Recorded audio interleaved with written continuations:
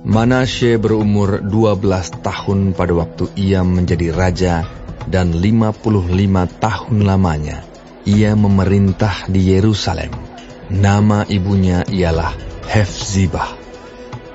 Ia melakukan apa yang jahat di mata Tuhan, sesuai dengan perbuatan keji bangsa-bangsa yang telah dihalau Tuhan dari depan orang Israel. Ia mendirikan kembali bukit-bukit pengorbanan yang telah dimusnahkan oleh Hizkia ayahnya. Ia membangun mesbah-mesbah untuk Baal, membuat patung Asyera seperti yang dilakukan Ahab, raja Israel, dan sujud menyembah kepada segenap tentara langit dan beribadah kepadanya. Ia mendirikan mesbah-mesbah di rumah Tuhan, walaupun sehubungan dengan rumah itu, Tuhan telah berfirman, "Di Yerusalem, aku akan menaruh namaku." Dan ia mendirikan juga mesbah-mesbah bagi segenap tentara langit di kedua pelataran rumah Tuhan. Bahkan, ia mempersembahkan anaknya sebagai korban dalam api, melakukan ramal dan telaah, dan menghubungi para pemanggil arwah dan para pemanggil roh peramal. Ia melakukan banyak yang jahat di mata Tuhan, sehingga ia menimbulkan sakit hatinya.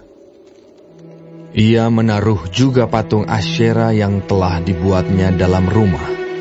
Walaupun sehubungan dengan rumah itu, Tuhan telah berfirman kepada Daud dan kepada Salomo anaknya, "Dalam rumah ini dan di Yerusalem, yang telah kupilih dari antara segala suku Israel, aku akan menaruh namaku untuk selama-lamanya.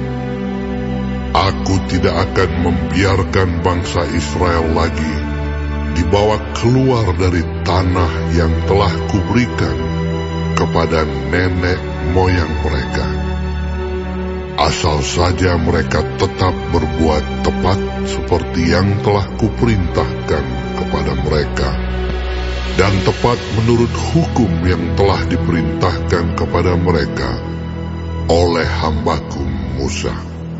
Tetapi mereka tidak mau mendengarkan, dan Manasye menyesatkan mereka, sehingga mereka melakukan yang jahat lebih daripada bangsa-bangsa yang telah dipunahkan Tuhan dari hadapan orang Israel.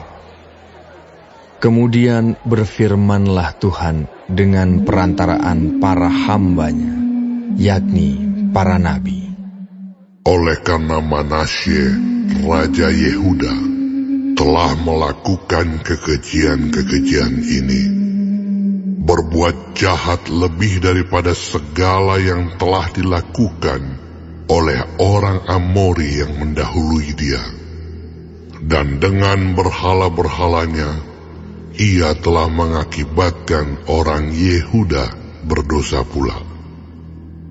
Sebab itu beginilah firman Tuhan Allah Israel, sesungguhnya aku akan mendatangkan malapetaka atas Yerusalem dan Yehuda, sehingga setiap orang yang mendengarnya akan bising kedua telinganya.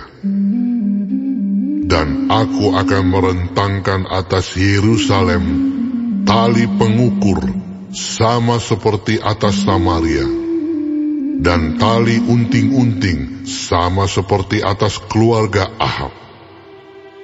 Dan aku akan menghapuskan Yerusalem seperti orang menghapus pinggan, yakni habis dihapus, dibalikkan pula menungging. Aku akan membuangkan sisa milik pusakaku, dan akan menyerahkan mereka ke dalam tangan musuh-musuh mereka, sehingga mereka menjadi jarahan dan menjadi rampasan bagi semua musuh mereka. Oleh karena mereka telah melakukan apa yang jahat di mataku, dan dengan demikian Mereka menimbulkan sakit hatiku, mulai dari hari nenek moyang mereka keluar dari Mesir sampai hari ini.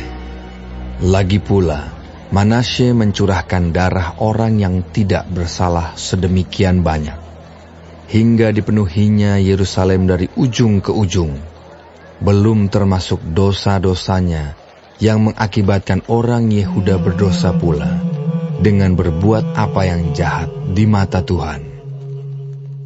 Selebihnya dari riwayat Manasye, segala yang dilakukannya dan dosa-dosa yang diperbuatnya, bukankah semuanya itu tertulis dalam kitab sejarah raja-raja Yehuda? Kemudian Manasye mendapat perhentian bersama-sama dengan nenek moyangnya, dan ia dikuburkan di taman istananya, di taman Uza. Maka Amon, anaknya, menjadi raja menggantikan dia. Amon berumur 22 tahun pada waktu ia menjadi raja, dan 2 tahun lamanya ia memerintah di Yerusalem. Nama ibunya ialah Mesulemet binti Harus dari Yotba.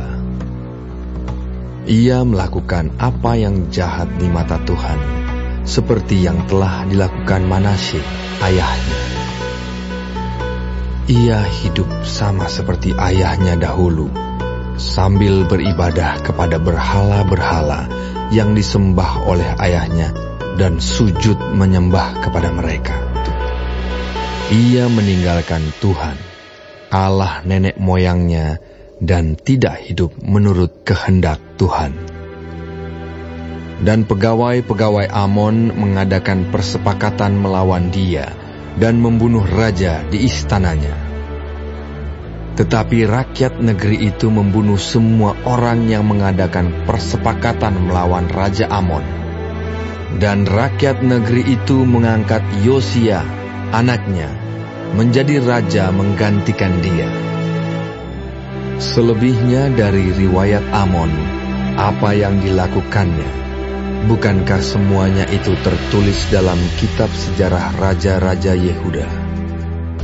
Kemudian ia dikuburkan dalam kuburnya di taman Uza. Maka Yosia anaknya menjadi raja menggantikan dia.